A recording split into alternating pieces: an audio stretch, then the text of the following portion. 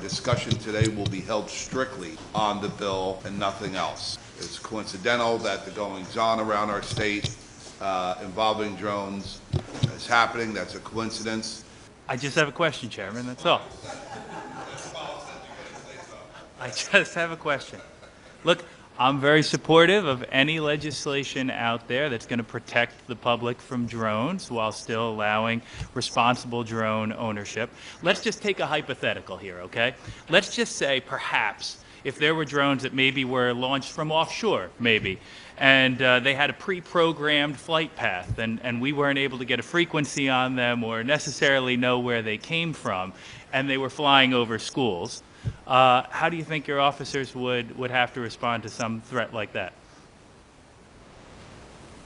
I can tell you what our directive, which seems to be very, very recent, has been told to us. We have a form that we have to fill out.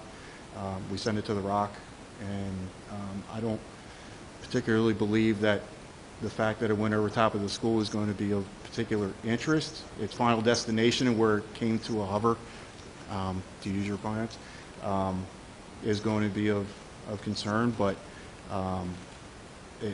it'll just be documented somewhere. Obviously, it would be very difficult to track back at this point in time the drone's origin. It would be difficult to track back. Interesting. Okay, and have you had any responses back to the submittals that you've already had, just in understanding how this would operate in the school situation? In the time that this directive had been put out to me, unfortunately, I have not been on duty due to the Christmas holiday, but I do know that other officers have had to make that submission. Yes, I don't know what the response was, sir. Okay, and let's just say in theory, if they were about 6 feet long and could turn out their lights and had other hallmarks that they weren't hobbyist drones, would that change the situation or severity or your response?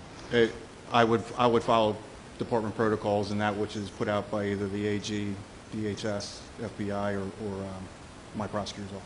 You handled that question very well. Thank you, Chairman.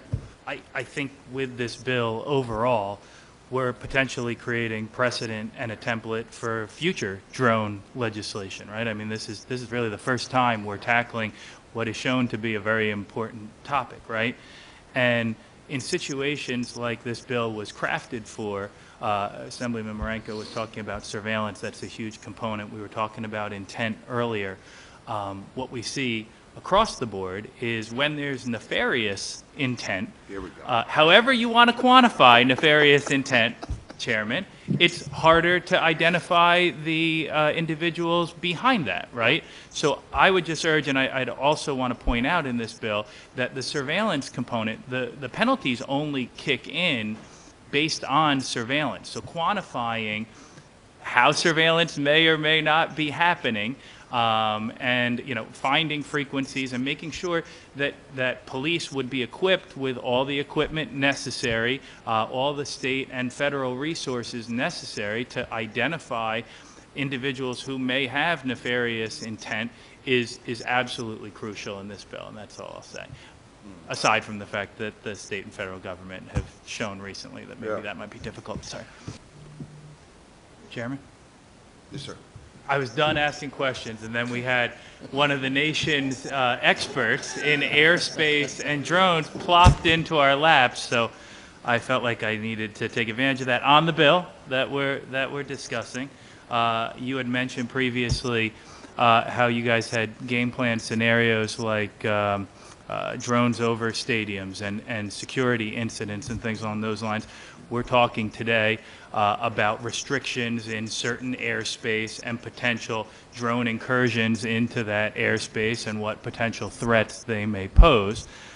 So with your experience, can I ask you, if there were an incident, however you want to quantify an incident, how prepared or unprepared are we? Great question. There are only 4 federal departments authorized to use active mitigation, so right now, state, local, territorial, and tribal, we have to find the operator. That's where we're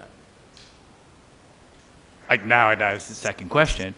How how hard is it to find an operator when they have nefarious intent and the capabilities to try and mask who they are, or the want to mask who they are? Honestly, I couldn't answer that. Okay, You just okay. have to locate your operator, whatever, 2 Mark I eyeballs, sending cars around the neighborhood to try to find them, see where the drone goes, where it comes back from. Great. Thank you very much.